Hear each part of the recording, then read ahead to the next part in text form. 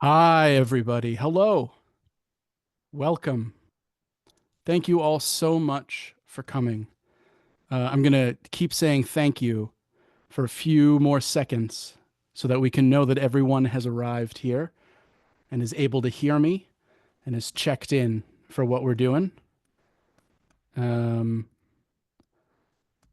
hi, everybody. My name is Patrick Gallagher. I work for the B16 Institute. It is so wonderful to have you all here for this really exciting, let's call it a Lundi Gras event. We were originally, of course, scheduled for Mardi Gras, but we had a conflict. So we're going to be a little gentle with ourselves and just call it a Lundi Gras event. Um, anyway, we are so grateful to all of you. Again, my name is Patrick Gallagher. I'm not going to take up very much of your time, but I did want to say, again, thank you so much for joining us. We are thrilled to have this extraordinary play written by J.C. Scharl um, and directed by our director in residence over here at B16, Ruth Palaleo. She's put together a great cast. They've worked really hard on this material. It is just such a thrill to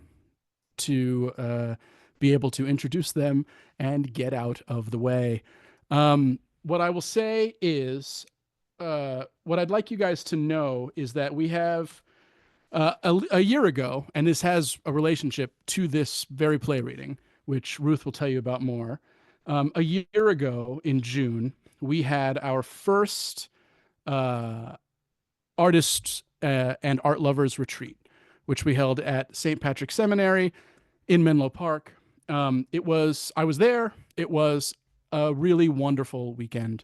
We heard from composers, we heard from playwrights, we heard from patrons, we heard from architects, and they brought their immense experience and talent all together to share their wisdom and their expertise and their artistry with each other across disciplines. Ooh, who are we hearing? That's who we're hearing. I'm going to mute you. Sorry about that, everybody. Um, we are having our second annual artists retreat this June. The It's June 13th through the 15th. We have not released the full schedule yet, but suffice to say, it's going to be a really exciting and beautiful weekend. The link for the registration is currently in your chat, so you can scroll down and check it out at your own leisure. It's also on our Eventbrite, so you can surely track it down that way as you need to. But sorry, people just keep coming in and joining this call, and it's everything's happening. It's great. Um, so please check out the link. We are going to have readings from a classical play by Dana Gioia, um, who's an extraordinary poet. We are going to have. I know that we're going to have more architecture discussion. I know we're going to have more composers. I'm sure that we'll find other theatrical events to have. Last year, one of the highlights was Poetry and Cigars Under the Stars, which was an inadvertent rhyme but seems appropriate today.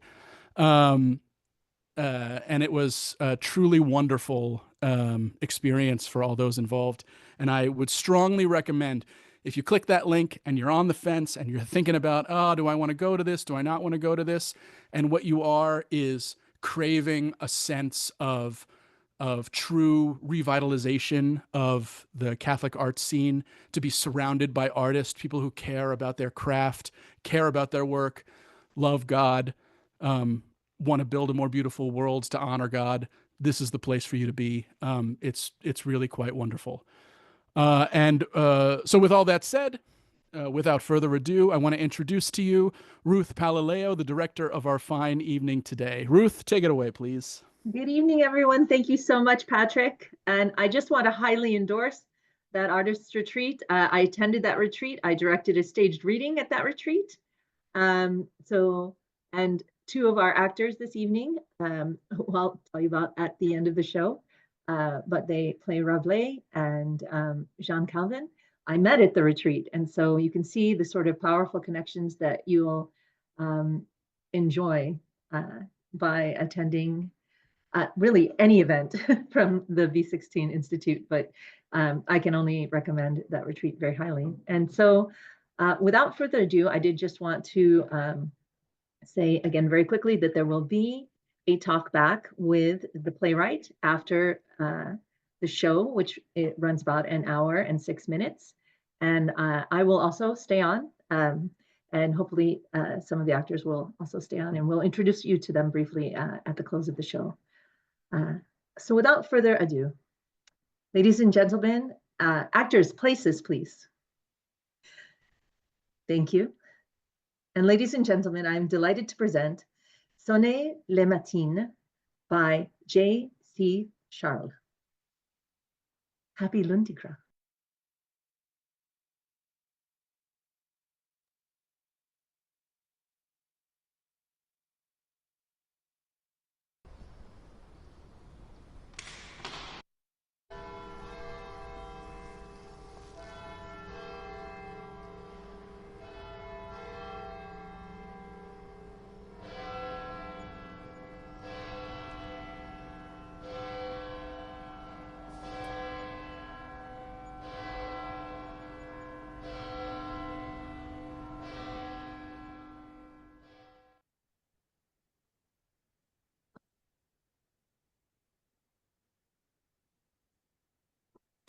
What's this? An ugly pair, as far as I can see, past prayer of improvement. Frere Jacques, such downcast eyes at this o'clock upon the feast. Ding, ding, ding, Ignatius, festal bells are ringing. Ding dong, Jean. I see. Sanctity shines upon each face. Come you straight from Trove Day Mass? You, at least, do not. What's this? Do you mean to question if I could come from Mass all vested head to toe in blood? That's what this is, and how I came to strut about in it all decked. How I came to strut about all decked in it's a tale to match that doctrine which I do perceive you, my friend, might dare to disbelieve. I don't disbelieve, but I confess, sometimes I wonder just what is meant by the body, and what signifies the blood. The body means nothing other than itself. My friend, as I've said before, you complicate too much what is a simple mystery. You make it seem so easy to understand. Or rather to disbelieve. For if I disbelieve, that belief makes me lie the fitness of my senses. Faith, not that I question it, oh no. But once I doubt not this, I must doubt all, and all else go without. Then go without, and if by grace you manage to lose all but this, you'll be the richer for it. Charming. A neat use of hyperbaton, or was that transgressio? If anyone, of course, would know the difference, it's you. Keep going. Perhaps someday the headmaster will move you to the front of class. At least I know the difference between clothes that are fresh and those that reek with filth. You mean my stained clothes? What of it? A stained hood is one slip from a sainthood. Oh, come now, that was a little good. If a man's farce can't be his dignity, what hope has he? My farce is not too far from truth, too. It's plainly low, and draws by plainness nearer to the truth than yours, which postures so. But why such boring discourse on a feast day, when speech is least among the possible diversions, time during the fast for all this speech and rhyme? Says you, from whose tongue spills more speech than excrement runs from the sewers. Excess is dullness. My own excess is so excessive that it drives me to nullness. And that is the proper end to all who care not for the body, mind, or soul. Care not for the body. Jean, don't flatter me. Imagine bringing a charge against good Rabelais of lack of love for all the bodies God has made. I say this. If you tended to your soul with half the fervor you now lavish on others' bodies, you truly could aspire to be the finest saint in all Paris. I preach nothing that is not found within the creed. And what teach you from there? The resurrection of the body! Blaspheme somewhere else, you brute. I've not time or patience for you.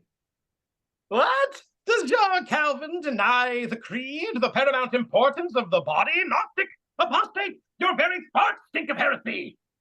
And your smell of beans and sausage, which is worse by far. Ah, the tame wolf still can bite. Worse than Jean's heresy? A rank insult to his heresy. Heresy is worthless unless it's done full force. The heresy by halves is merely coarse. What are you looking for so carefully among that fragrant muck? It's quite a rare and potent blend, I can guarantee. I've contributed my bit to it. But even connoisseurs of swill like me don't often go down on their knees to inspect it. Have you lost something, Ignatius? I have. A thing precious to me, a treasure handed down, trusted to me alone, and now mislaid by me alone. What is it? We'll help you look, though what of worth we hope to find in this filth, I cannot think.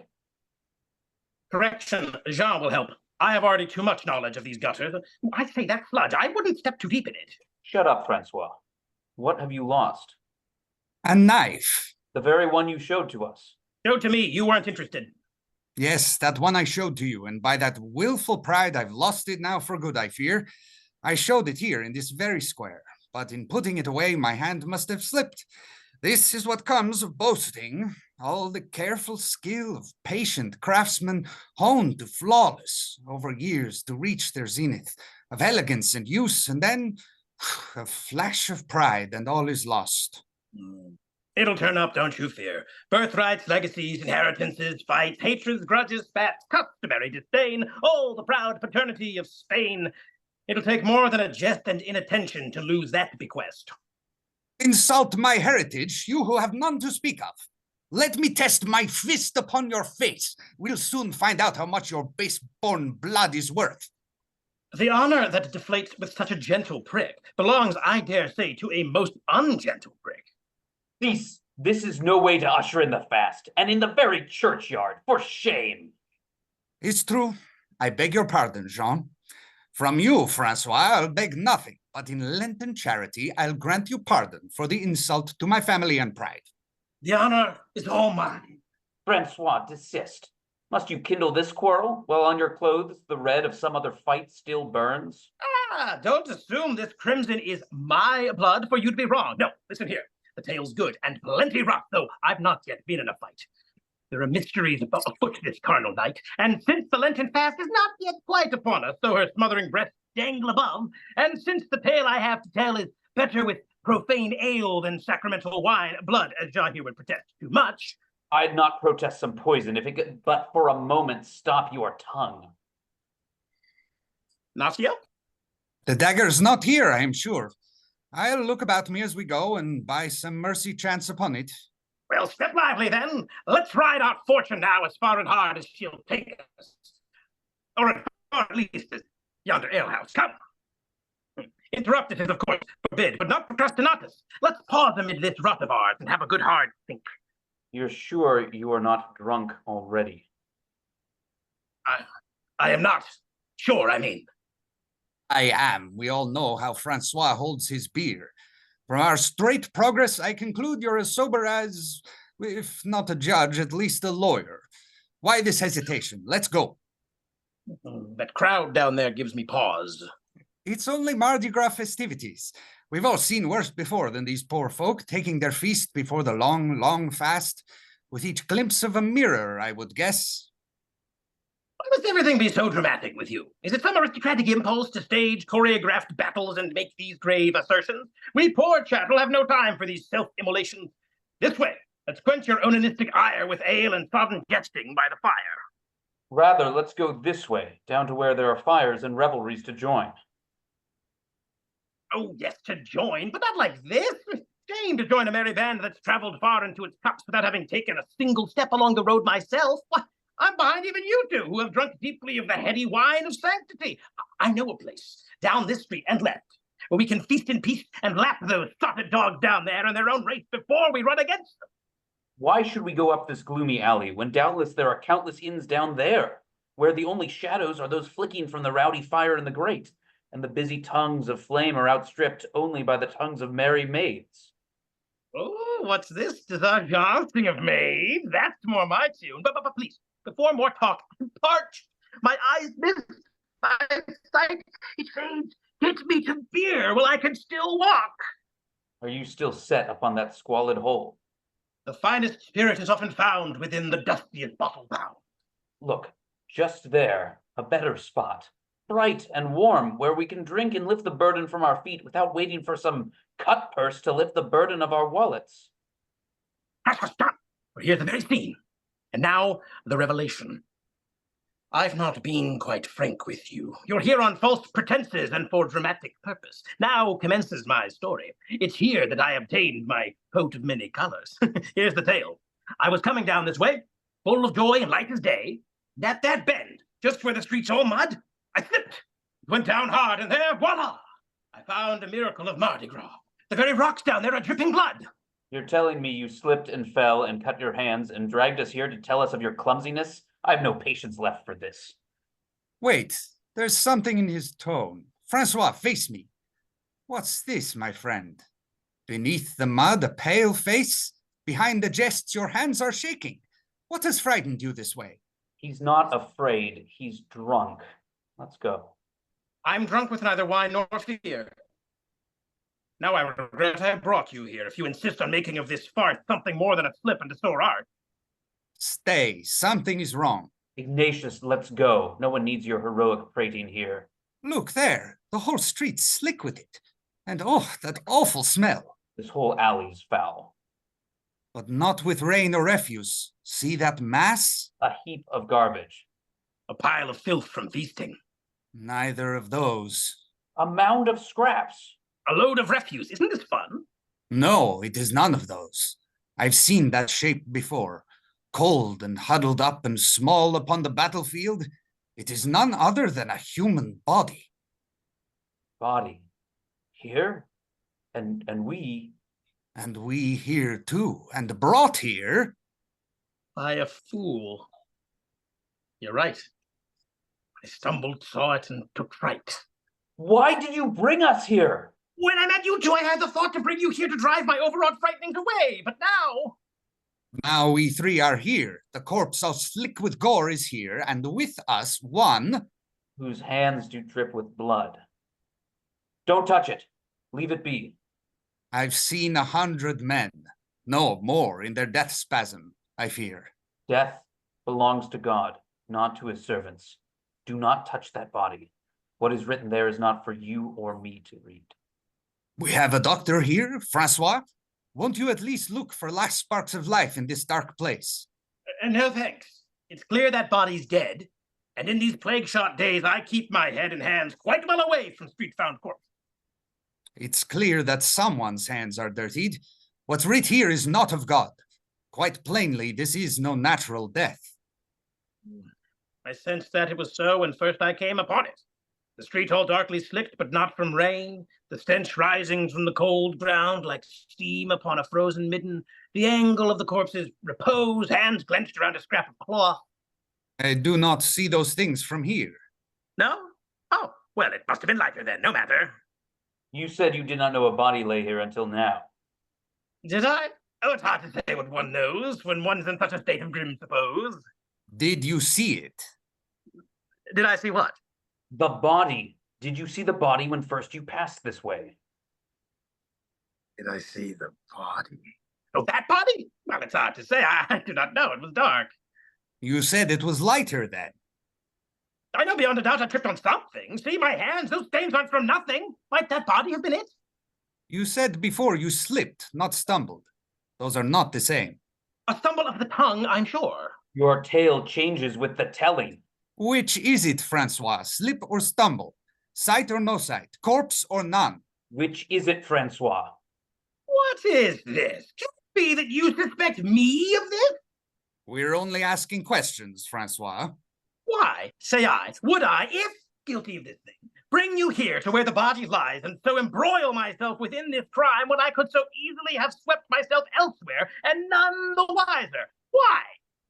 Why do you do anything you do? I hope that's not one of your obnoxious, endless philosophical considerations on the nature of the will. It is. The nature of the will's irrelevant. What we have here to deal with is the deed. Only one letter removed from the dead. This is no joke, Francois. If Ignatius had done what you have done, I'd think as you would have us think. But you, if you had found yourself mixed up in something beyond you, you'd do just what you've done. Drag others into it, implicate us all in your disaster. What? look from face to face, and I am shaken. Can it be that you two would ascribe such deep and dreadful schemes to me as never I, in my grandiose imagination, could invent? Do you, in soberness, believe that I, here, in a fit of rage or pique, Or liquor, Or touched honor, high spirits, high ideals. my tale tells itself, I see. So, at first glimpse of an unknown corpse, you two, my friends, dare presume that I, from some dark motive, utterly obscure and unsupposed, did murder in his tracks the breathing son of the Most High, and further, you presume that I then left the body in its blood like a heap of laundry dropped in mud, and finding myself swilled from head to toe, I went out from this profane place indeed, straight to the church, where, coming upon you two, I did implore, nay, beseech, nay, compel you both to come with me, against the will of Monsieur Calvin, much dare, mind you, to the very place of my foul deed. Do you find this conceivable? aye. Madness! You ascribe to me more maddening madness than I venture to ascribe to myself. What shall I do to prove my truth? See here, to show me worthy of the madness you would foist on me, yet innocent, behold, I, bedecked in blood, will go and march into that much cavern to report our find. For that's what any innocent would do. By bearing my red marks of guilt, my innocence I'll earn. Francois, stop! You see how flagrant, how uncouth the blood blazed out upon his shirt? What will they think in there? Even suppose they don't assume him guilty, surely all will think him mad. There's madness enough in the streets tonight. If he keeps his head, goes straight to the proprietor, and speaks his news forthrightly and with calm, perhaps his courage will acquit him. Should it? Do you think he's guilty of this death? How should I know? We find him bloodied, his words even wilder than his wont. He seizes us, won't let us go. He shouts of heresy and guilt. He drags us to this spot, where he tells us many different tales, none quite easy with the others. Then he takes hold of our misgiving, and turning it to accusation, gives it the words we hadn't said, then plunges off to clear himself of a charge no one brought but himself. You call this innocence? It's clear there's more at work here than we know, but to conclude that he who flees before the face of mystery is guilty shows scant charity. What are you doing? Going after him. With what intent? To hold him for justice? If I must. Anyway, to stand beside him, as I hope a friend would stand by me in trouble. You'll be caught up in his guilt, I think. I am already in my own right plenty guilty of much worse than I suspect our friend Rabelais bedecked with. Besides, this stinks of an adventure, such as I've not had in years. And like a bloodhound, once I've got the stench of exploit in my nose, I cannot turn aside from trailing, no matter through what foul ground I have to go. Come with me, Jean. If we forsake the trail now, imagine how we'll always wonder where it led. I do not wonder. I know. All these trails that lead out from the hearts and minds of men lead only to one place. Death. Eternal. Which haunts us from within our very souls. Leave him to his guilt, and look to yours. Why should I look for death and danger there, when within I carry all I need to set the seal on my own damnation? To set within your soul the bounds of hell, that is in itself a caustic sort of pride. Don't try to twist my words to match your tune. If God should choose to save this soul, so be it. But I'll not amass more sins than I must. Come now, don't be petty, Jean. For something good, let's go and fight. Don't you try to persuade me. I know you. I know your sophistic ways. Battles enter deep into your soul, and though you left behind the fields of Spain, you will never leave the fight. That is the very secret of the soul. It can never change. How it deceives, and none more than itself. But what we love is what we've always loved, and what we are is what we love. And you warrior of Loyola, rake and soldier, jaunty, proud. Yes, I see how you've tried to change, to cast down your own words, to bank the battle fire in your heart. Well, I've seen the fire in your eye when talk at table turns to quarrel. When lines are drawn, sides are picked, though you bite your tongue to blood, still then you're most alive. Should I be ashamed to seek to change my nature? Rather, you ought to despair. That is not the church's saying. There is always hope of grace. Grace, yes. But grace to change? Grace to turn this ruin of a man, a bodied thing, to good? St. Paul bids us wear our skins like garments, to be cast off at the end of day. When I fling mine off, I hope I'll find within not one thing that I recognize. Perhaps you're right. Perhaps we put too much stock in change. Our God, in whose image we are made, does not change, and to say we are free in some way he is not would be a heresy. But think on this.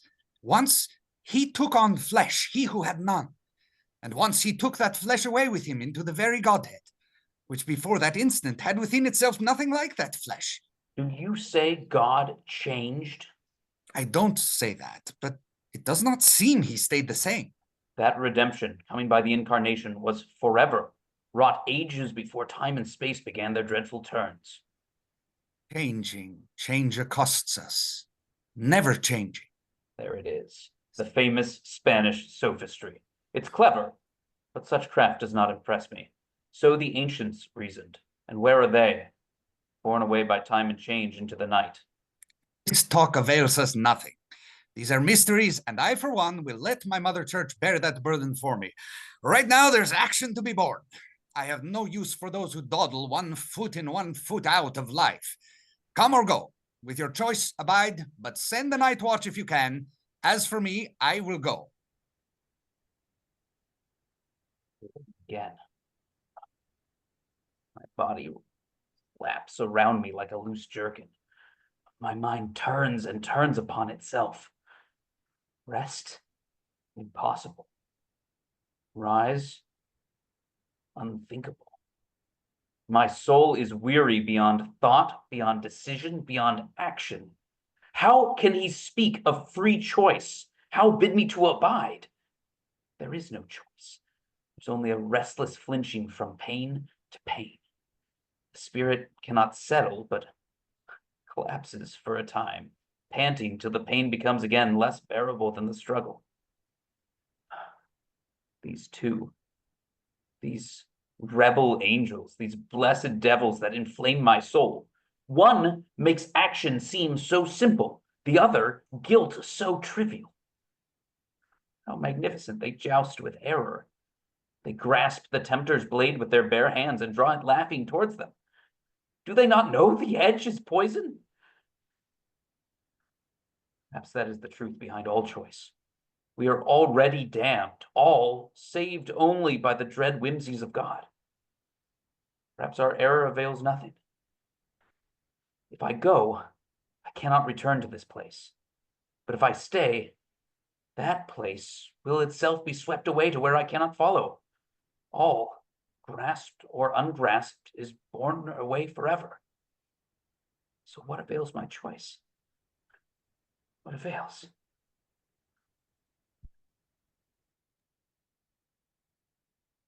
Within the tavern, Rabelais is sitting at a table, hunched over a tankard of beer. An empty tankard is in front of him, and 2 others sit before 2 other seats. Ignatius, who has evidently just finished speaking, stands beside the table, and when Rabelais sees Jean enter, he straightens and shouts. Oh, our third has come! Our little band's complete. I beg you, Jean, please reprimand me once again. Without the noisy pangs of your sore conscience, my guilt's lost its tang. Hush! If your conscience does not clamor on its own, there's nothing I can do. I admit this buoyancy is not what I thought to find in you, Francois. Ah, yes, you thought to find me pale and shook by dread of my damned frailty? Hush! Not 300 steps from here there is a body dead, and no account of it save that you also were there. What came of your much trumpeted confession? Well, things change. Oh, but they change. Circumstances circle round me like skirts of women dancing, and how can I refuse a turn or two? You've said nothing yet of what's outside? Hush, friend, have some pity on a man's faint-heartedness, and don't fear. We'll not leave him till necessary words are said. That I swear on my good name. Yes, hush, all in good time, for all time is good time, delicate and small and precious as the ladies. Well, I'll let your swift fancy see what it can get. Perhaps another grim discourse will shock me into penitence. So, wait. I took the liberty of ordering for you. Ja, an ale, nondescript but true, for a bold Spaniard, a Spanish wine. At least it is a wine, and after it has greased a Spaniard's lips, it will be Spanish wine. Come, sit, drink, and then we'll dine. What shall we drink? To wine, women, and song will not go down easy in this throng. And to the church is no more the simple joy it was. To merest orthodoxy, the perseverance of the saints, the hope that grace may one day deign to paint our souls like theirs, or shall we simply toast that gratuity of God, that most lurid, bloody, gross, exquisite body thing, the resurrection of the body? A strange toast, but one that I will make with all my soul. But this toast does not demand your soul, nor your mind, however fine that is, senor, nor even your will. It necessitates your body.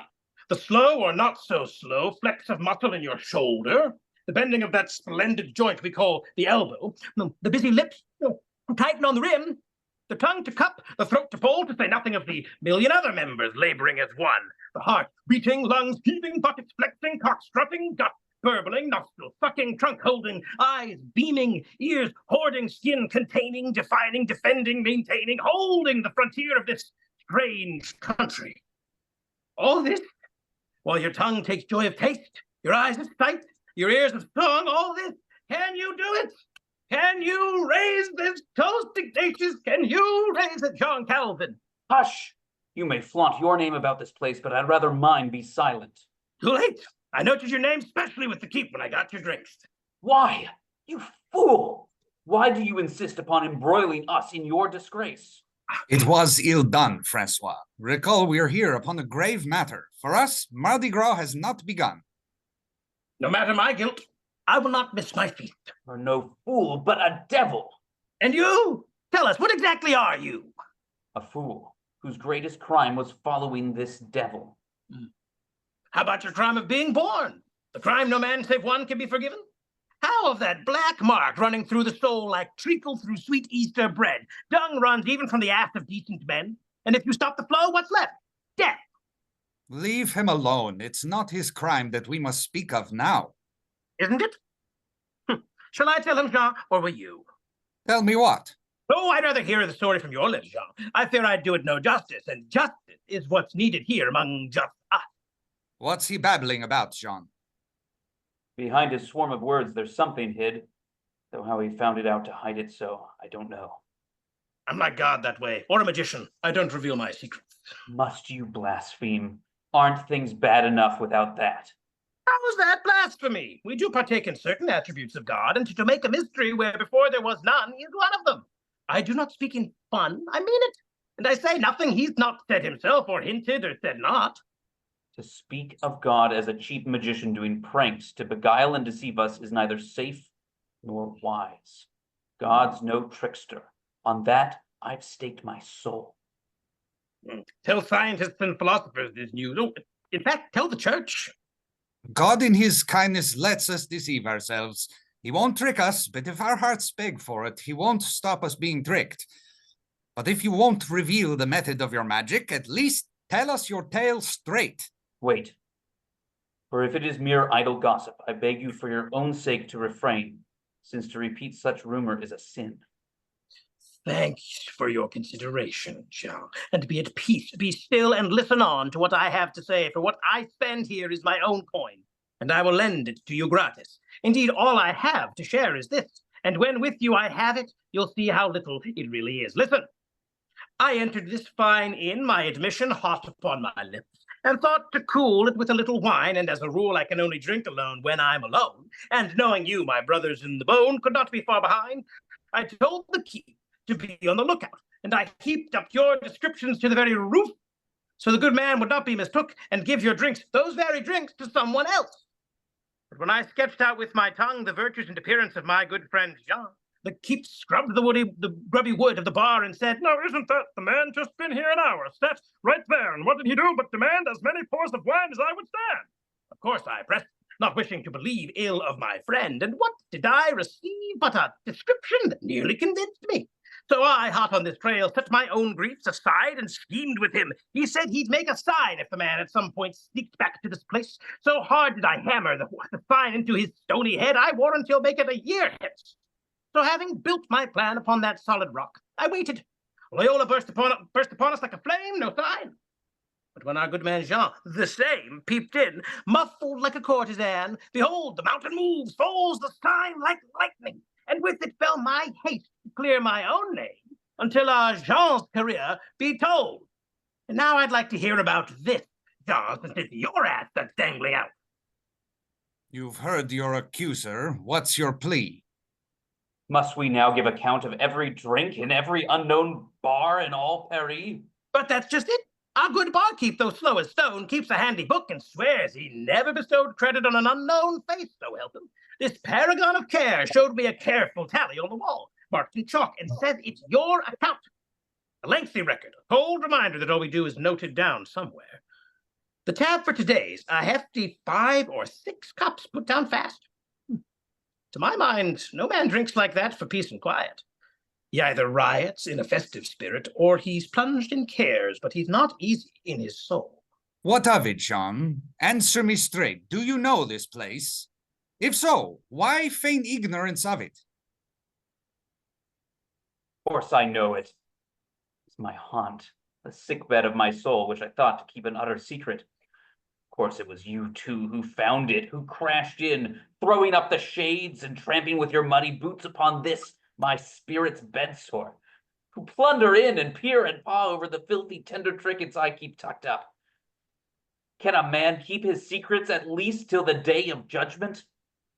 Yes, this is my little hell, my private nook in the abyss. Come in, let me show you the place. I'd say make yourselves at home, but you've already done so, and rightly, for that is the only way this place could be worse for me than before. In such a hell, I'm flattered to receive such hail. Well, welcome, I suppose. We're all bound up together now, or always have been, bound up and wound together in fate's mesh, which is always winding in, no single thread raveling out, but rather all in, all things drawn in, caught and pulled tight and held within the ball of fate. In the balls of fate. And to think, I always thought fate was a woman. This changes things. I see him now, sagging fattest, scratching at his woolly balls. Fate is a woman, and her name's not Fate, but Wisdom, and she neither weaves nor winds, but delicate, embroiders on the sheet another spreads before her. Or over her, I hear she's beautiful. You couldn't see Wisdom's beauty if she stood before you in the flesh, you blackguard. Oh, I know. That simple truth I know. And that may be all the difference between you and I, that this I know. And such knowledge is nothing to boast of. Jean, you knew about this place and hid it. An odd lie, a shameful one, but one I can't take pity on. Strong mind and weakling soul are ever uneasy partners, and such a yoking seems to be your burden. Don't let him escape so easily. He'll snatch the chance and try to flee, poor wee man. But yoked this way, he'll not outrun his demons. See him sweating there. There's more there, yes, and Mercy says we wring it out despite his distress. Come, Jean, undress your soul. Fling the rags of duress off, and lest in your guilty stew you mildew. He's right. I haven't yet told all. You'd be a tasty mortal for an inquisition. Here, my proposition, your guilty soul, and more so than you think possible. But no inquisitor can keep up with this poor soul's confessables. Hush! Don't invoke them. You mean don't provoke them? Come, confess. I'll inquisit you, and gently as the soul requires, though with what seal I can close this case, I cannot say till after. It is not man's I crave, but still, if any trace remains in man of God, may not man's forgiveness too show his, however scant? I've confessed, oh, often, alone, and to a priest, and by the altar, and not once has my burden lightened anywhere, but square on me. How could it harm to offer what I've done to you, my soul's own devils in the flesh? I've been called worse. Tell on, pay up. Good Jean, I swear your words will stand in this court as legal tender. Tell on, but only if your conscience bids, else save it for the confessional. It's little. Here I sat, not quite fully sodden in my spirit, the dread mysteries a crushing weight. And here I heard, even from there, that very seat, I heard a cry. Not loud, but loud enough, that should have pricked me to the quick, but could scarce penetrate. And yet, in spite of all I heard, clear as bells of consecration on my ears, a cry, cut off. One shout for help, then nothing. Before my wits could cut their way through thought, 'twas gone. But when that broken body I beheld, my spirit reeled, for once again I heard that cry for help, and once again I turned away.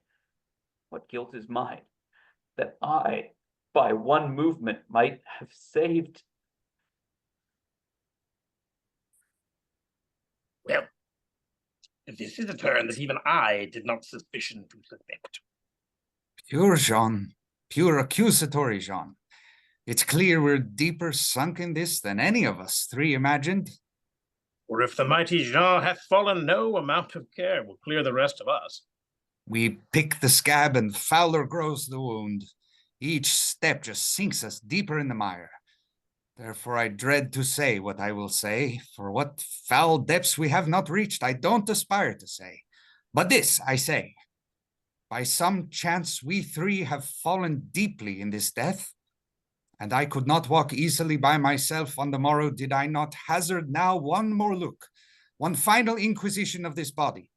Clues for justice, maybe, or even just to find a name for which to offer up our prayers. Who's with me? Who will come and face this death with me? I will do nothing to escape my guilt, which is as real as if I had wielded the fateful blade myself. If by my gaze even one atom of this world may be less damned, I'd look all my day full in the mouth of hell.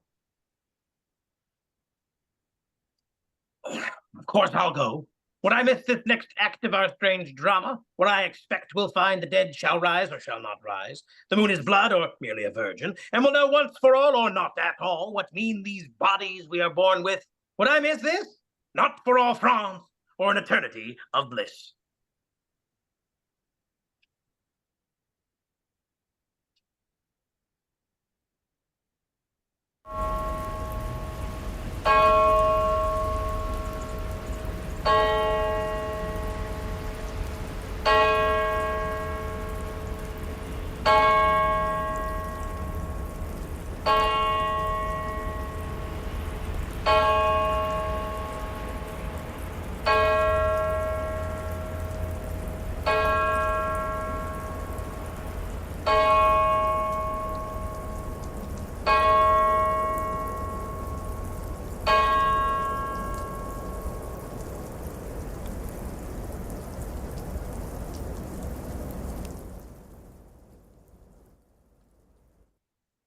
I spoke boldly then, and rather well, but I see now it was the wine that spoke, not me. Someone else, please, take the lead. Streets themselves are hell tonight. The emptiness cluttered with the spectre of what lies before us all. The streets walk with death. Someone please lead. I am surprised, Rabelais. If I had to guess, your pet heresies, superstition were not it. You had me pegged as a doubter, didn't you? But even the most faithful can't deny his debt to doubting Thomas, because he did. How many of us need not spar our bout with doubt? But no, I am devout in my own way. Don't begrudge me my Frankish fantasies. Up here, where winter deaths do not decay, but merely freeze and thaw until the flesh binds the bones like cords to the cold earth, up here we know how hideous it will be on the last day. And even if it lasts but half a moment, that haunted harvest where all flesh congeals around bones long crushed to dust. Resurrection of the body is awful, yes, and dread. I hope I will be raised last, and will miss all your rank regenerations. We're here. I see it. That vague dark patch low just at the curve of the street. It's still there. I half expected it would be gone. Come. Look. And how did I miss this? The cry. I almost thought. Behold. It is no man. Bone of my bone, flesh of my flesh, and yours too, you filthy celibates. It is our mother, our companion, our boon. It is a woman. And Ham looked on the body of his father, naked. Woman? Who's this? This, the step past tragedy I did not foresee. The deeper depth, the darker dark always. There is worse than we have image of. A woman. I wondered when I heard that cry from the befuzzlement of my dregs at its pitch and pierce, and all my wonder now resolves as dread. A woman. Say no more. No more obscenity is needed here. Oh, hush. I warrant I know more of woman than you boobies, and with pure intent. Recall, I'm a doctor, trained. All my fleshly fascination is forensic at its core. My loves are scientific as well as succulent. There's an expert eye in this head yet, and that sees much. This maid deserves in death the charity denied to her in life, even from you. In my own way I give this girl charity, for I look upon her in the flesh with care. I don't toss her cheerily underground like you, who would mesh in winding sheets of grim convention this her body before it's long been cold, and wave away her own sweet carnal self, dismiss its ripes and rots together to the grave in haste and hurry to forget. Sure, she'll rot, so will I. In charity, I will see her head to toe, and bear the memory of her earth-bound self with me till at last one day I follow her. Let the maiden lie now with the decency you'd give your own mother, though I think this here is neither maid nor mother. Maid she certainly is not, but mother, yes. You know her then, Francois? As he knows many such. I know her, yes, but not as you two would have me. Must you forever be so copulatory-minded? There are more reasons for a woman's body than that one. See these pendulous small breasts? They've suckled a tiny mouth or two. And these pale tracks along the midriff. Well, for these this lady cried out for a midwife. Therefore mother at least once, and, in my professional opinion, more. This is vile, to talk so of a woman's body and her death. I beg you, cover this thing for its sake and ours. Shortly, yes, but not yet. There's a tale here to be read by eyes that dare not fail. You read the tale? Simple enough one, yes. Stabbed once and well, and through the heart from in front. No fibers in the wound, so she was wrapped at most in a cloak or coat. Beneath that, nothing.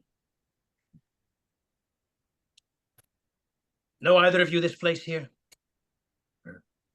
I do, by name only.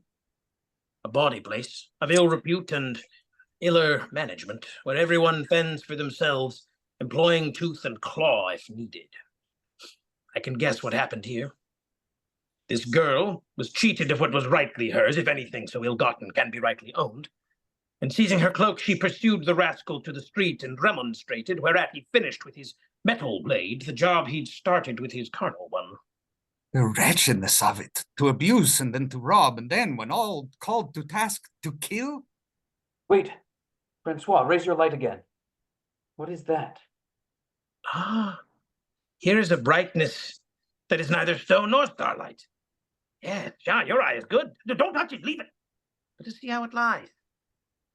As I perceive it, it's a blade, decked in blood as bloody as its rubied hilt. A pretty toy to dig up in an alley after dark, and yet I think, as I do mark it carefully, that I know this blade. I, too, bear its shadow in my memory. My God, it cannot be. What is it? My God, my father and my homeland. This blade is ours. Ours? It is the blade of Loyola, the very one I lost just yesterday, and to find it, the seal on my patrimony here, in such a way and place. Ah, yes, that's how I know it. The proud blade of Loyola put to such a lowly task of assassination. I am surprised. And I am grieved. Move aside, Francois. I will no more leave that blade lying here in the mud than I would leave my mother or my sister. And yet that blade there felled a mother and a sister not all that long ago. We can pause, but still the question must be asked. What know you of this crime? More to the point, what know you of this woman who knows all too well your point? I have no words to speak. I am lost. We'll wait. Are you always so cruel, or only to us?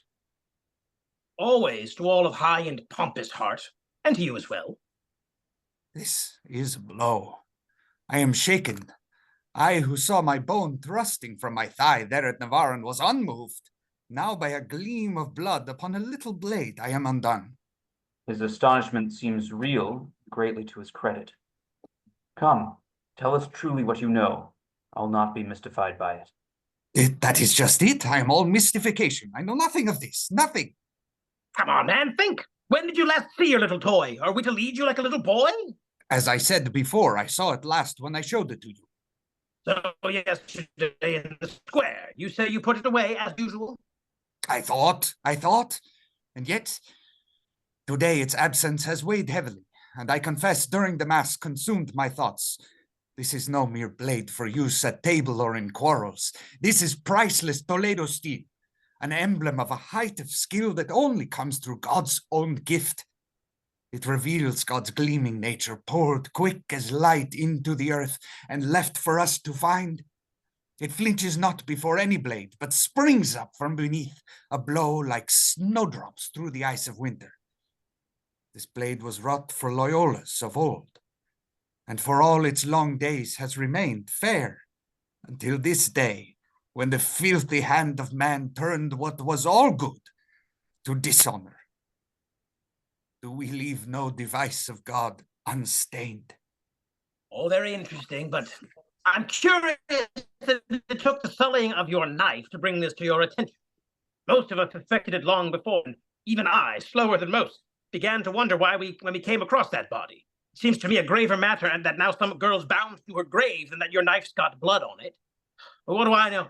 I'm neither Spanish nor noble. The affairs of paltry people weigh heavily on me, and I can't cast them off at end of day like an extra cloak. You accuse me of callousness when all my heart's in pieces over this. I mourn my knife because it is lovely and pure. It is wronged. The very reasons I mourn this murdered woman. All things beautiful are also frail. The least brush with ugliness spoils them forever. The good can withstand grim battle with evil.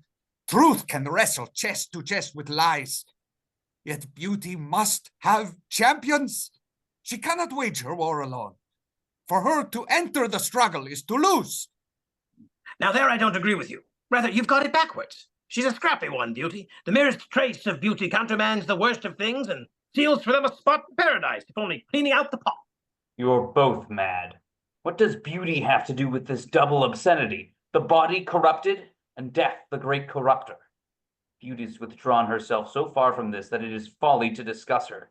As helpful as mapping in that blood the skies above the Antipodes, as to involve beauty in the affairs of human sin. See, this just isn't fair. Plato would never have allowed dialogue like this. The danger of a three-way conversation is too acute. The dialectic loses all its force. The third to speak will always seem to have the final word. How does one knock the third stickiness? If we ignore it by convention, it stands. But by responding, we would launch a new round of dialectic that must wind again its triple orbit, and that takes far too long for any normal patience. Never again shall I speak with two others. From henceforth, I shall always demand either one or three interlocutors. And should I find myself in such a bag as this, I will demand either that one depart or a fourth join us. What am I to do with such an idiot speech as that? Respond? Or change the subject and let you presume, abetted by the laws of discourse, that you have bested us? All I can do is laugh. But that response will be disordered at this time and place. So, against my judgment, I defer to you only by my silence. But do not tempt me more.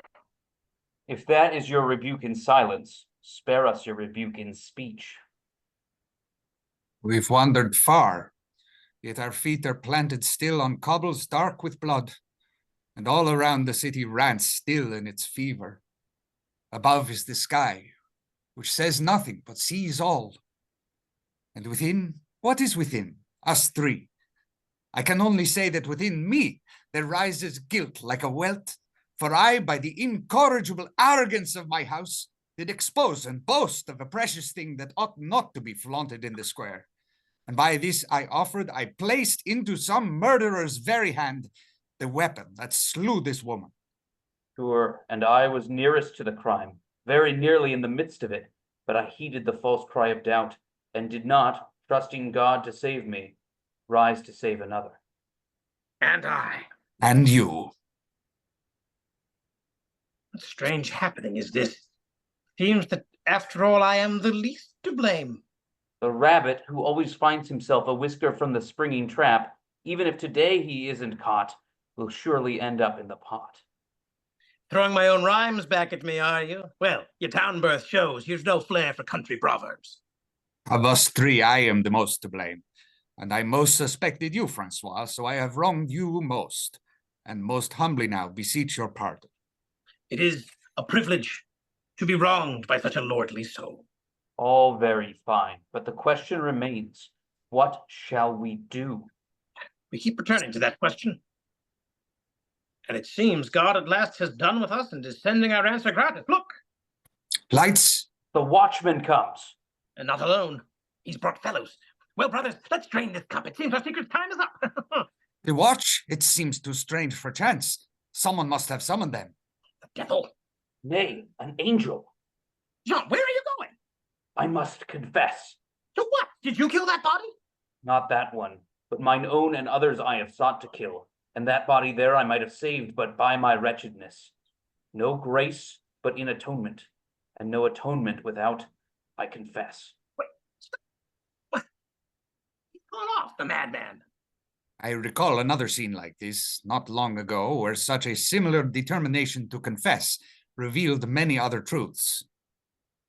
Well, sure, but that was me. I never meant to confess. Mine's a very madness, easily contained, but his? There's danger there. Once that brand is lit, there's no telling what all it will burn.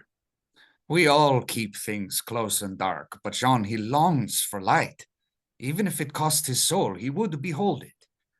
He's one who, if condemned to hell, would go willingly, provided he'd seen the light. But you, if heaven were flung open to you, you'd skip the gates and scale the back wall as a matter of principle. I cannot resent you and your knowing tone, but there it is. Be still, I'm going. Of course, there's much I wish to keep concealed, and the best distraction I can wield from myself is certainly myself. You're right, I'm going, but not to practice stealth, not to deflect, and not because you say, but because there's the center of the play. What a foul night this is. Choices countless wrung from us, and yet each one made for us. Ah, little maid. What was it, I wonder? The choice you could not but choose to make? What the mire that held your feet upon a certain path? What veil shrank your sight, obscured the world even as it made you choose? Not spite, but from your very blindness. After this night, can I proclaim myself different from you? I who've long held that to act is the greatest thing. Action was my creed. Let no fate befall, but pull it down upon your head. But where does this leave you, little maid? Are you victim? Villain? Was it my careless slip that flung this fate on you? I have sent so many to their graves without a thought. Men of action I hewed down and left. But you, lady, you have defeated me. By your death most helpless, you have overthrown my life. For here, beside your death, what can I do? What action can I perform? What exploit interpose for you? I, who've always had something to give, have nothing. I can only offer now to stay beside you, quietly, in this time and place, unmoving, present here in mind, body, and imagination. I give the best I have, a lack of action, which for me is death. And for you bring all my force to bear at last on this last thing, on being still.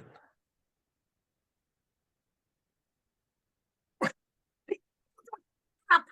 This is it. We've really drained the cup this time. Go grab that knife. I know it's bloody, but let's go, let's go. What's all this? Where is the watch? What's happened? Exactly what you think. We found them, yes, and this innocent, this babe Brave in arms, this precious soul disemboweled himself to them. How long recall the sight, this good fellow blubbering out his tale before a ragtag peasant lot who fiddled with their sagging balls, deigning not to look at him. Reproach him! I cannot say which was more ghost, John or the idiots he did approach. And they're now in pursuit. Far from it, they drove us away. How's this? They did not believe me. That he was drunk. They told me that I stank. Patted his head. And sent me home to bed. Like a child, got out too late. It is a shameful fate. So explain, why now this flight, if your confession's gone awry? Ah, yes, they disbelieved him, true, but not entirely. Even candlelight can tell the streets are hell tonight, and though they laughed at Jean, one or two I saw shake their heads. A few are coming close behind, and they expect mischief, I think, though not at our hands. Our wild efforts to incriminate ourselves for something we'd not done, while also treading careful not to lie, well, that dissonance convinced them first of something rather dreadful here, and second of our innocence. I tried. I really tried. I sought to own, without by falsehood adding to the score, the culpability that's rightly mine. Under the law, you know, that's none. As I've said all along, however, should that same disbelieving crew come round the corner, see there, even now their torches flicker in reflection on the stone, and find not only Jean and I, but bone and blood and this slain girl, and more, find too that knife that slew her, and what's more, finds kneeling by her corpse the man who's known by many as that knife's proper owner. I think that even they would find some more questions to ask and more guilt to offer round. So after all, it comes to this. How strange that at the end it's I who's forced to choose to stand or flee. Sin's wages are without proportion. Your speech has always moved me, but a speech now isn't what we need unless it moves us far from here. Oh, yes, go, but for me, I'll stay. Hold up. The torches, look! Don't be heroic. This is no book. This is no game. For this you'll hang. I care not for my death. And neither would I, except I'll swear you didn't do it. And I care a lot about protecting innocence, since that's always my own best last defense. He's prattling, but he's right, Ignatius. Listen to reason. Come away and let matters take their course. Don't thrust a stick into the wheels of justice just to spare your pride. Well, look at you. You're as convicting now as you were laughable before. How? Very well. I'll come with you, since that's your plea, though in the end it will only make things worse for me. But the knife stays here. Though it slay me, I'll not touch it. But leave it to me. Our friend won't be undone by his false pride again. Then that's it. Our time has come. We'll go and leave justice to find its way however it can. Go, go!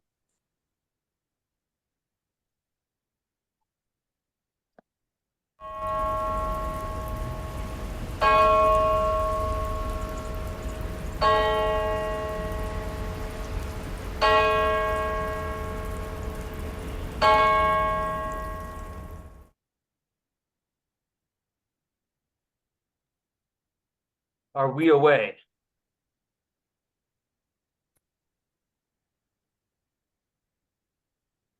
They're far. And even more, we've put at least a few fair troops of revelers between ourselves and that grim place. We're away. Shadows past, my friend. We've mined the load of all our guilt and found no gems. Just rock. Leave it behind. A tragedy, a shock, and yet we've all paid our respects as best we could. You wouldn't aspire to arrest and trial for death you heard mentioned in the street, or beg for swift detention whene'er you passed the funeral cortege, would you? No. You'd cross yourself, pledge a mass or two if you were deeply touched, murmur a prayer, and go. If blame could clutch and hold us fast for every death, who would bear to live? Not I, plainly not you. You're right. There's often little to be done in the face of death. It is a matter for God's justice. But you're also wrong, for this was no natural death. Here is a case for human justice, and that, I fear, we have not in our flight contrived to serve. Strange. I think Francois is right. After all, we really tried. We offered all we knew, and we were sent away. Don't you think, Ignatius, that you, the easy culprit, would have distracted justice from the truth? Perhaps it's better that we left. At least, should they wish to question me, they have my knife, though I have nothing to tell them that's not written on its blade. Well, You've both now said I'm right, and I won't ask for more. Come, the fast draws nigh. We've not begun the feast. The night's not young. I almost see the dawn, and in the cockeyed crowds I saw a yawn or two. Come, before the night is done, I wish to raise a cup and toast Manon. Manon? Who is Manon? Did I say Manon? I don't know a woman of that name. You said Manon. You wish to toast Manon, you said. You tell Elizabeth heard me. We did not. Manon? My mother's cousin is Manon. Manon of many yawns, we call her. Stop it! You knew her, you felon! My mother's cousin? Likely, but... That girl, you knew her, didn't you? I knew he could not be innocent in this. Say it! All right! All right! I knew her. How could I be so taken in? I never believed him, did I? But only a little. Let me down, I beg you. I met her once, in passing. She's a friend of a delicious laundress I know well. How Aline can start her rough. Who, in her largesse, sometimes let me walk beside her. Only thrice, the temptress, and on one of these occasions we met this Manon. I knew her when first I stumbled on the body and I fled. My only thought was to betake myself as far from there as any fellow could, but I met you, and then it occurred to me there'd be no better proof of innocence than to return, you two in tow, and cast relentless light upon the scene. I swear, now I've told all. You sought to tangle us in your sordid affair, just as I said. My only fault was stumbling upon you, the only man in Paris guiltier than I. Save one, I hope. Yes, save one.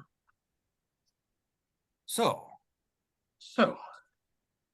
what? It's clear what must be done to end this disastrous night. is it? Yes, is it? It is. You'll think me rigid, no doubt. Unkind. Cruel, even. They always do, eventually. All those who call me friend. For every friendship hinges on that compromise, that turning away, the slightest batting of an eye, the keeping back of a single word. For if we are all complicit together, who can judge? That is what you say, no doubt. That is what everyone says. Ah, but who can judge? Well, someone. And I'll tell you who. I must. And not with relish, but with grief. For each judgment made on earth foretastes the endless one to come. But how can I not? When from this friendless woman's body there comes such a cry demanding justice that would follow me all the days of my life, should I ignore it? Shall we do? We shall end this thing without flinching. The crime lies at the door of one among us. He must answer. If he will not, we must make him.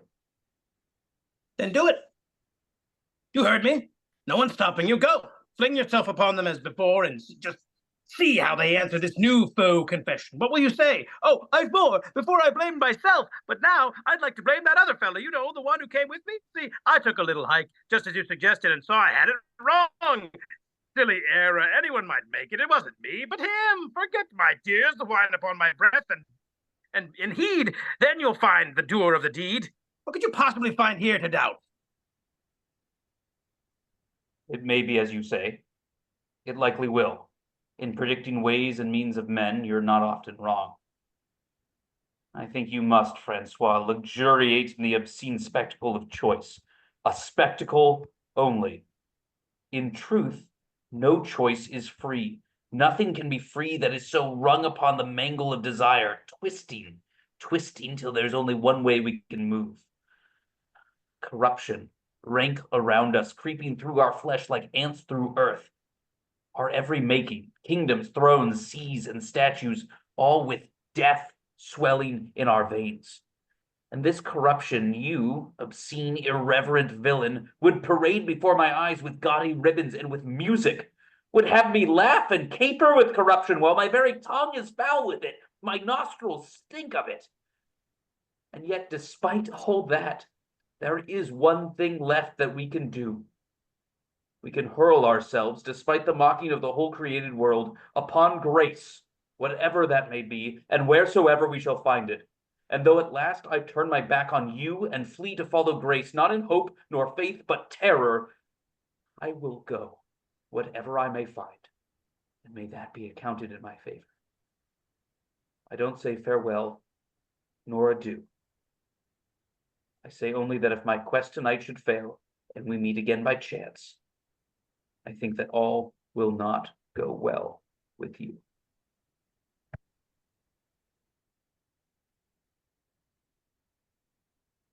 Whew.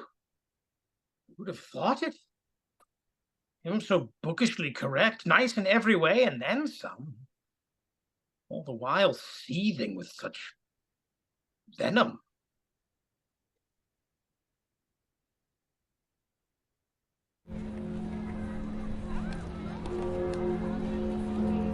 The bells!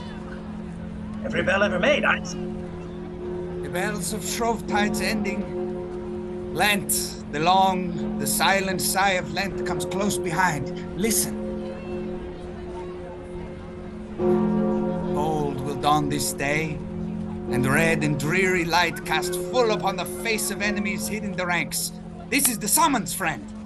The bells call us to confession. Now, before the feast is ended, I count this night as dearly bought revelation, realization. I see pride, flightiness, and fright driving wild the bright chariots of our souls. What night that brings such light at last can be called black? Hear the bells! This is my summons. The trumpet sounds, my general calls. Battle's well begun. Whatever comes, I know where my first loyalty is owed to God's church, who bids me now make haste to be well shrived. Listen, haste! The fast is at the door.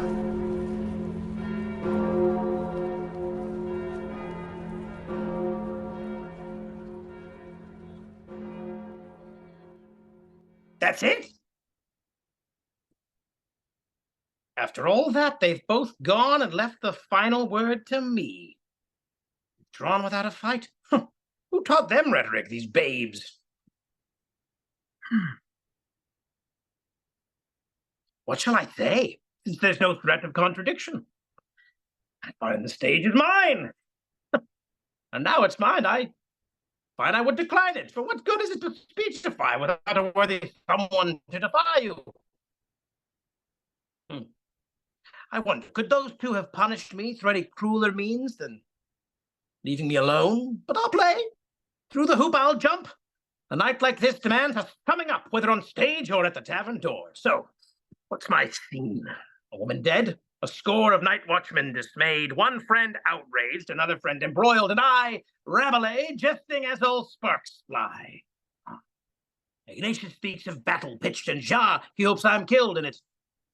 But I jest on, for jesting's still a noble art, at least as noble as war or reading creased books in dusty halls of learning. Love wisdom, say I, but not with what's above. She's a pretty girl and ripe. Love her with your body, your skin and bones, the gurgle of your gut. Love her with your rotting heart. We're all little pigs, rooting in the dirt after something.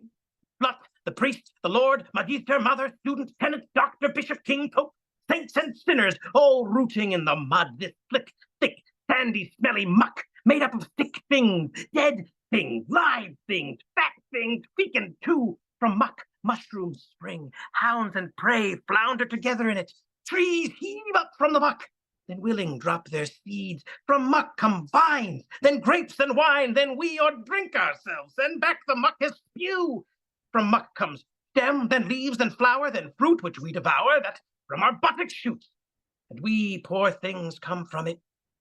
Muck to muck, muck we are, to muckiest muck we shall return. But we, unlike the rest of all muck's children, we alone can jest.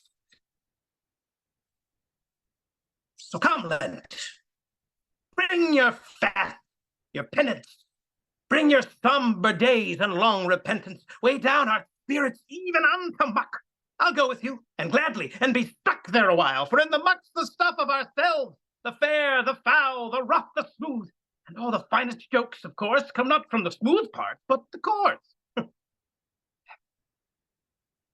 The highest heights of heaven are light. The finest hearts on earth are light. If he who sits in heaven laughs at us, what else can we do but laugh gratis? And if he who sits in heaven smiles, what can earth do but put aside her wiles and smile too. The world is ours. The world, the flesh, and the devil. And the world, the body, blood, and mind, all ours, all play. The world is ours to save or throw away.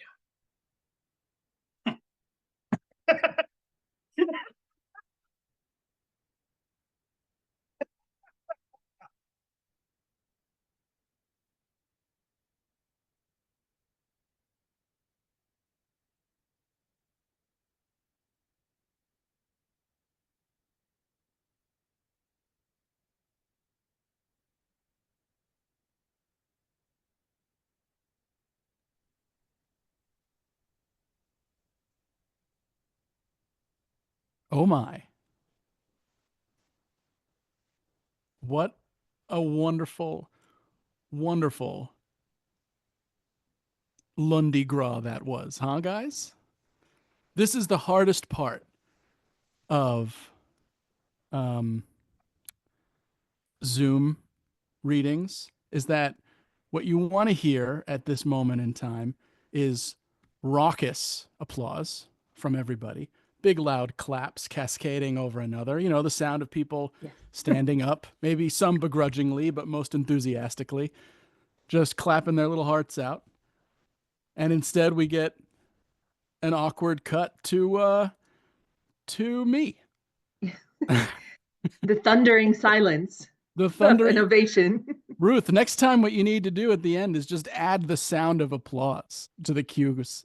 Oh, Patrick, that's a brilliant idea. Yeah, I will do that next week. Yeah, this is always awkward. But what I can do very quickly is ask the actors to please turn your cameras on. Or what is it? Maggie says, everyone turn your cameras on and applaud the actor. Yeah, there we go. Are they still in?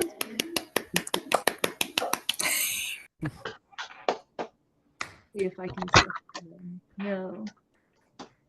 There. I'm trying to find them and pinning names. Oh, I unspotlighted them, which is my fault. That's okay. I've ruined everything. I'm concerned that I ruined everything. No. It's wonderful. And there is my Calvin. I had to. I tell the actors ignore the chat, right? Yeah. Because it's. But I saw one that just cracked me up. What did it say? Loyola, Rabelais, and Calvin walk into a bar. Oh yeah. Do we have our playwright here? I was searching for her. I hope not ostentatiously. Brava. Hi, yeah, I'm here. I'm under a different name, but yes, I'm here. Oh boy. I No don't know wonder if we you couldn't can find see you. me, but Sorry. hand over my heart and a bow. Thank you for letting me go. Thank you, guys.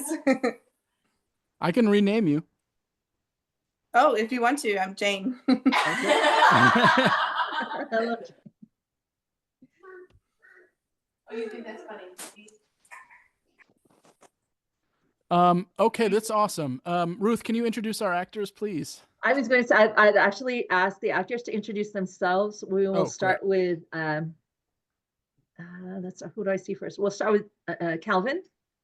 My name is John Turrentine. I'm a high school teacher and thespian currently in Cleveland, Ohio. And then our Ignatius of Loyola, Saint Ignatius.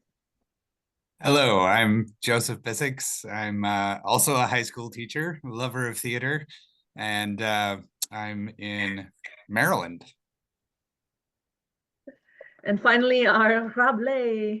Hello, my name is Benjamin Troll. I also am a high school teacher and drama teacher, and I am based in Southern California.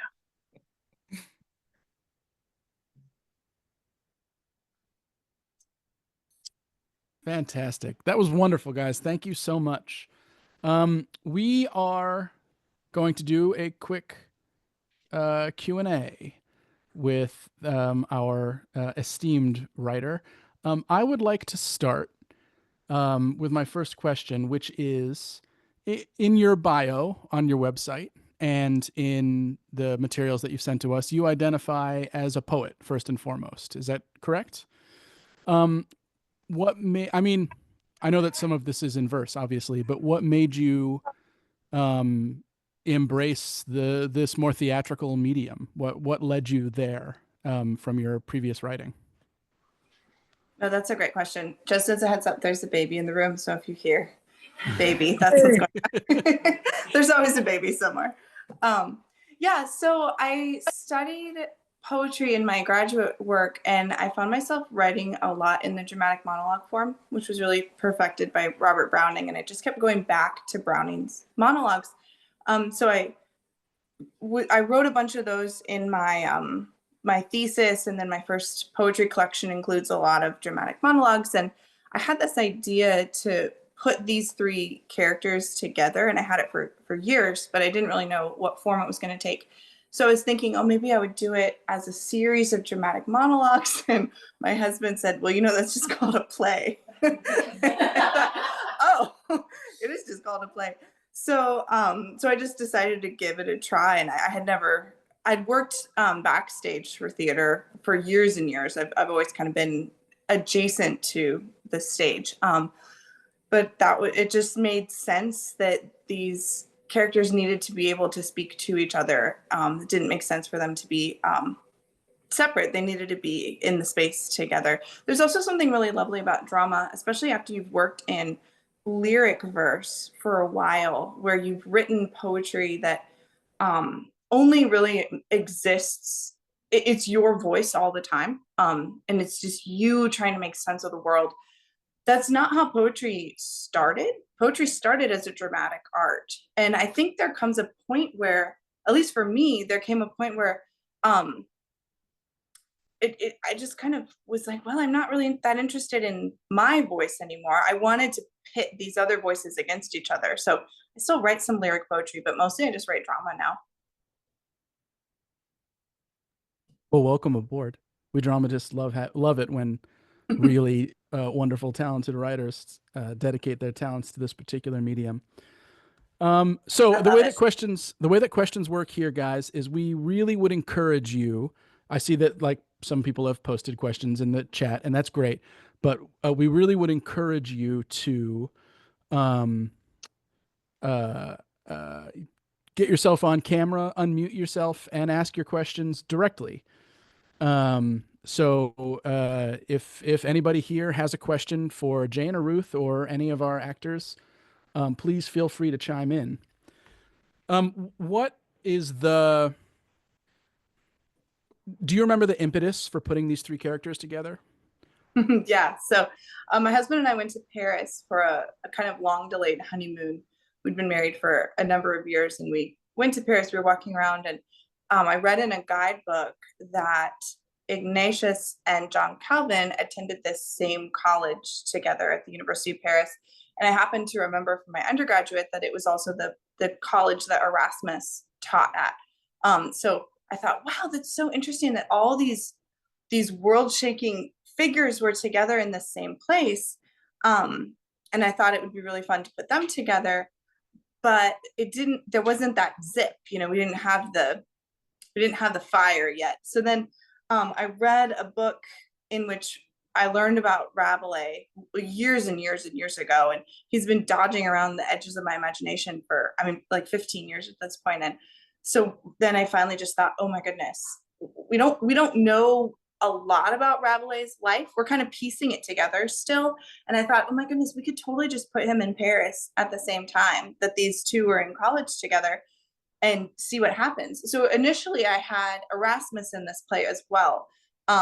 But it was too heavy-handed, because every time he said anything, he had an authoritative voice that sort of shut the other three up. So he had to go. Hopefully he'll be in a play someday, because he's great. But yeah, it just made sense to they kind of put themselves together. Honestly, they all came to Paris at the same time. Rabelais was in and out of Paris at this time. It's just really hard to keep track of. So they put themselves together, and I thought, well, let's put them in a dramatic situation and see what they do. Wonderful. Jamie Krycho, I see you there. You've put yourself on camera. Do you have a question? Jump right in. If you guys have questions, just put your cameras on, keep yourself on mute, and I'll see that your cameras are on, and I'll call you. Go ahead, Jamie. Thank you very much. I have a question for the playwright and also for the actors. And so, Miss Scharl, I was wondering. Amy. Hello, friend. Hi. Good to see you. I was wondering if you have a particular favorite of these three characters. One that, I mean, clearly Rabelais is very like fascinating to you, but one that you found kind of like lodged more in your heart. I don't know. That's a good question. I actually came to love all of them a lot. The one that I was most surprised by was Calvin. I really came to love Calvin a lot. And when I am asked to weigh in on casting, he's the one that I'm most particular about because I really want him to be played with like tenderness. I don't want him to be. It's easy because Calvinism is this specter, you know, and it's easy to think of Calvinism, but I want him to be played as a full person, and he makes really noble decisions throughout the play, and those came from my study of him as a person, and I really came to respect him as a person in a way that I didn't expect. But which one I like best? I'm writing a trilogy, and it's the Rabelais trilogy, so he's the one I want to hang out with for the rest of my life. He's definitely I think if you had to say which one of them is my voice, it would be Rabelais. Yeah, I love him. You want to hang out with him, but maybe keep him at arm's length just a little bit. You know? See, that's your post-enlightenment speaking.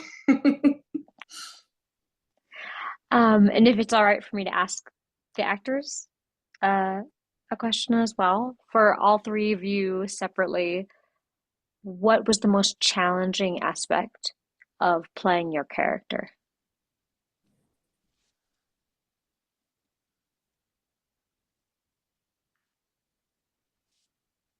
I guess I'll go first. Yeah, go for it.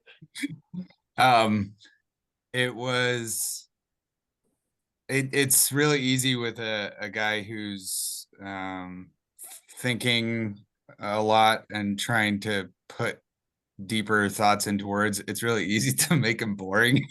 so I wanted him not to be boring. But yeah, like Jane, like you were saying, just make him a real person who has doubts and fears and desires and hopes and dreams, just like all the rest of us. Yeah, building off that, I think I would say, like Jane was saying, coming to Calvin as he's presented in the play without bringing my own notions of what the man Calvin was like, but trying to play him the way you find him in the text. It was a great challenge, but it was a challenge.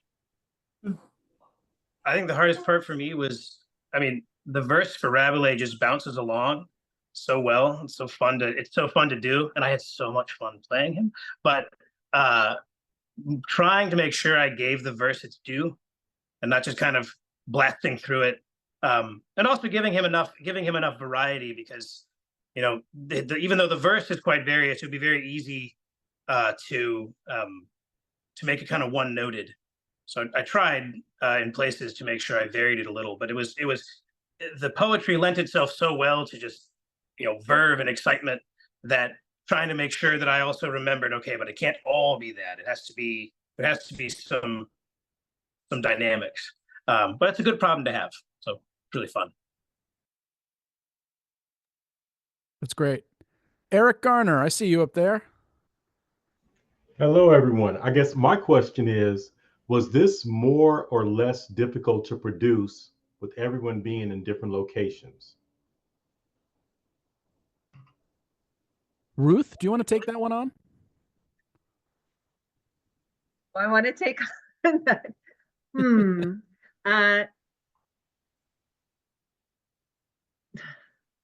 Scheduling is sort of like every time you approach a play, suddenly scheduling becomes like this huge. There's a line in the play actually about where they're having the discussion about wisdom and things sort of winding and unwinding, and you want wisdom to be what sort of stitches these delicate details, and you want the schedule of a play to be what sort of stitches the delicate details, but it isn't. And then when you have them in 3 different cities and you're in, oh wait, you're in a fourth different city and 2 time zones. Yeah, actually the scheduling was the most difficult part, but boy, is it worth it. Is it worth it to stay up late or get up early, or to, you know, Zoom for 15 minutes here and then Zoom for like 4 hours here, just to be in this space together, you know? I mean, I so I'm a huge mystery fan, and I fell in love with this play and wanted to do it. I remember sending it to Maggie and going, "Can I please, please, please do this play?" Because it was a murder mystery with like my saint crush. I have a saint crush on Saint Ignatius of Loyola, and I was like, "Is he the detective, or is he the murderer?" I don't. Well, yeah, he did murder some people, didn't he? So, but I mean, is it before or after his conversion? And then just getting deeper and deeper into the play, and I can't tell you how many times I just read it aloud by myself, reading the different characters, just because it's very, very well structured and such a pleasure to really read as a piece of poetry. So, oh, sorry, I veered off the question. Yeah, scheduling was something else. Thank you. It is kind of ironic that when you schedule these online rehearsals and there is no commute at all, somehow it becomes harder to schedule these things than when you have to build in commute times on both ends for everyone in the show. It's very strange the way that psychological phenomenon occurred. But that has been my experience too when I've put things like this on. Liv R, I see you up there. You want to ask a question? I didn't realize that I had raised my hand, but yeah, I actually kind of had one in mind. Great. Hello, Jane, by the way. Good to see you on a screen. So I remember in a podcast you had talked a little bit about actually the character of the dead woman and kind of the sort of the figure that she had played, and maybe being a bit of a figuration of the church, but also like the name Manon is sort of a French diminutive for Marie or Mary. And so I kind of wondered if you could talk a little bit more kind of about her character and kind of what you had in mind with some of her kind of role and even symbolism in the play, even as a, you know, as the victim. Yeah, hey, thanks for tuning in, Liv. Well, I kind of have a policy against explaining my symbolism. So I feel like y'all should just read it and figure it out. If it's there, it should be evident. So I'll just say that what Liv says is on the right track and you should listen to her. I just don't really like to, I don't know. I don't really, if it's in the language, it's in the language. There's a great anecdote of Robert Frost. He stood up, he read a poem, read it, you know, in his very Robert Frost way, which is pretty matter of fact. And after the reading, a woman asked him a question and said, "Hey, what does that poem mean?" And he just stood there and read the poem again, which is so cheeky and great. And so I think Liv, what you're getting at is nothing that you said goes against what I was thinking when I wrote it. So I think you're reading it really well. Yeah. But so I don't we really should like we should do the play again, is what you're saying. Exactly. So you just do it again. Yeah, that would really make it all much clearer. Even if you just do the last scene again, I think that'll really make it all clearer. Your response there puts me in mind of David Lynch, who said once about Eraserhead that it was one of his most spiritual films, and the interviewer asked him, "Do you care to explain that anymore?" And his answer was, "No."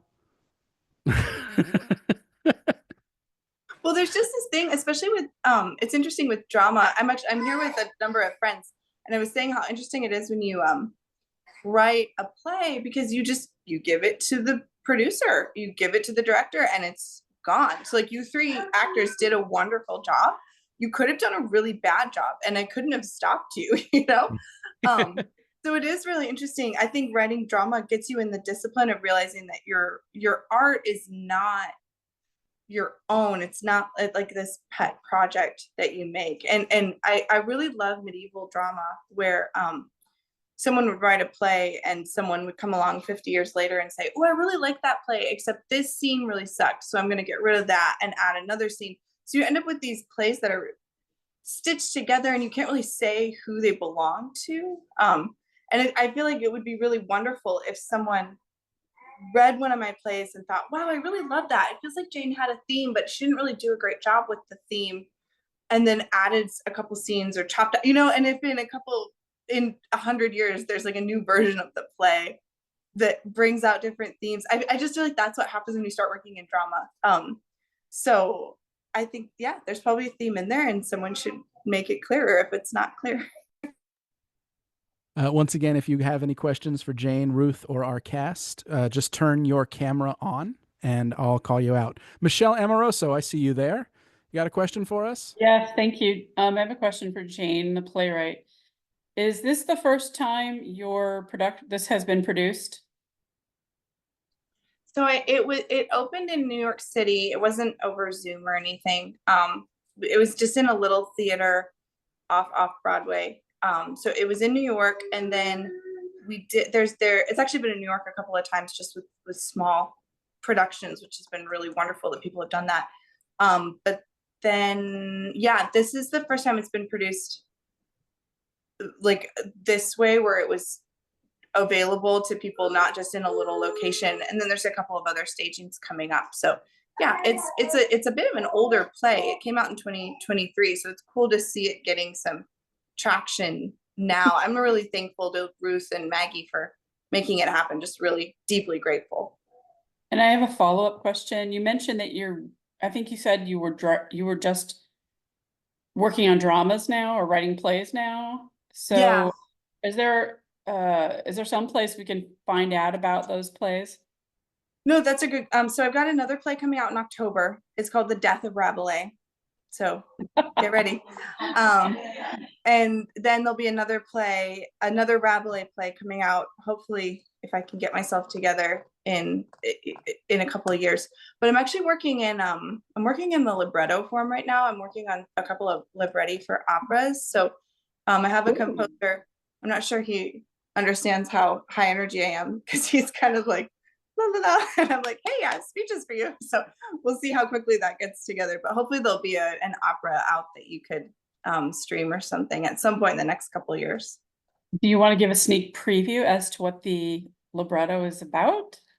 Oh yeah. Well, I kind of have two that I'm working on in parallel, but the first one is so there's this character from a medieval poem.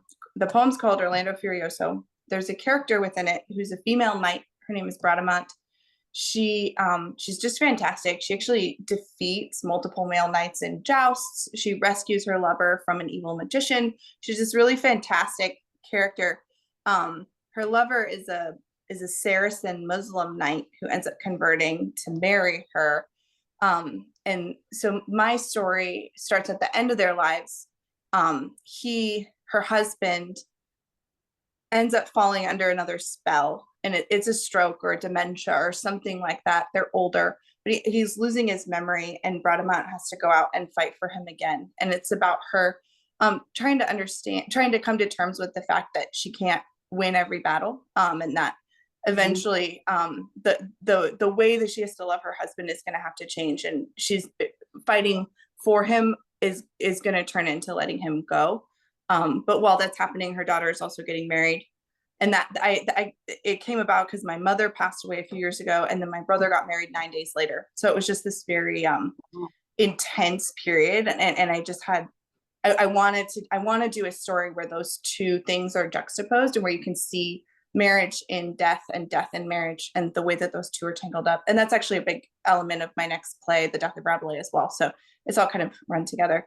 But then I'm also doing a libretto on there's this great moment where Albertus Magnus, who's the teacher of Thomas Aquinas, Albertus Magnus builds a robot. This is a real thing that happened. He built a robot, and it started talking, and Thomas Aquinas heard it talking, and he smashed it with a club. And he like went off on his teacher about like, you can't trust these things. Those are demons. So I'm going to do a play about AI and demons and Thomas Aquinas, because that sounds fun. So those are the things I'm working on. Should be really fun. Great. So I just want to, I'm afraid I have a hard out in 2 minutes. I have to go pick up my kid. But I wanted to say that Jane has a Substack, wordhorde.substack.com. It's in the chat. You're learning how to write a libretto in your Substack. Is that what you said? That's Yeah, so I'm doing a awesome. series of how to write libretti by close reading libretti. So if you've ever wanted to get into opera, this is your chance because you can do it for free and it will be fun. And you can find her at jcscharl.com. And her poetry collections and this play are available for purchase on Amazon. And we would strongly encourage you to get out there and support her. Our actors, do you guys have websites or places to follow you or anything that you feel like pitching to our group here? I write a Substack on all things literary and cultural called Theories of Everything. So Benjamin Troll at Theories of Everything. It is literally about pretty much anything. So, that's where. And then John and I are co-authors. We write plays together. So eventually, someday, perhaps you'll be able to see a play that we've written. But for the time being, Substack. That's awesome, guys. Ruth, you got anything you feel like pitching? I'd just like to share that another fruit of the Benedict 16 Artist Retreat was that I recently wrote the dialogue for a dance play with Greta. Oh, please help me with her surname. Is it Griswana? Yeah. Epiphany Dance Theater. She's incredible. I'm sorry, Greta, for butchering your surname. I should have practiced. But it's Griswana. I think you're right. I think you got it right. Oh, thank you. Gryzwana. And she presented it, and it was co-sponsored by the B16 Institute, actually, in Pasadena this past weekend. And it was a dream. And it was all music. It was Thomas Aquinas's music. There were, it's hard to describe all the layers that were jammed into this dance drama. And I just, I knew it'd be beautiful, but it was just literally a dream, like living inside a dream. And so that's the last little bit of playwriting I did. And what am I working on now? Well, for Joseph, I'm going to work on a play on soon to be canonized Blessed Pier Giorgio Frasetti.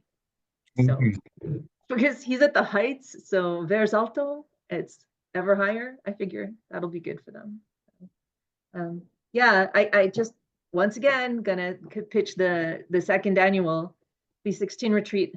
Ben and Jean and I met there, and Greta and I met there, and so it was just exceptionally fruitful retreat, and I bet the next one will be more so.